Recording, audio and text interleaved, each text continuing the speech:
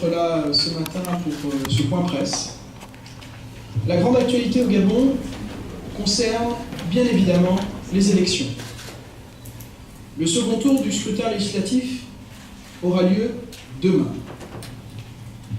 Je voudrais simplement vous rappeler quelques éléments. Redire tout d'abord que le premier tour des élections législatives ainsi que les élections locales se sont déroulées dans des conditions très satisfaisantes le 6 octobre dernier. Chacun l'a d'ailleurs relevé. Il en est allé de même de la campagne de l'entre-deux tours. Il faut le souligner, car c'est un signe de vitalité démocratique. Aucun incident grave n'a été relevé, et il faut s'en féliciter. Il faudra également prêter un œil attentif au taux de participation, même si, il faut toujours le rappeler, celui-ci doit être mis en regard par rapport au scrutin précédent de même nature. Suivant le principe bien connu, il faut toujours comparer des choses comparables.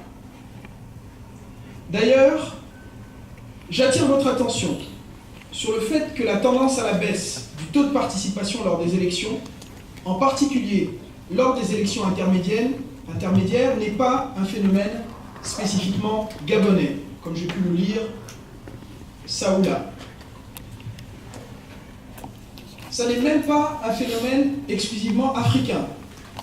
Il s'agit d'une tendance globale qui s'observe partout dans le monde, dans les jeunes, comme dans les démocraties les plus anciennes.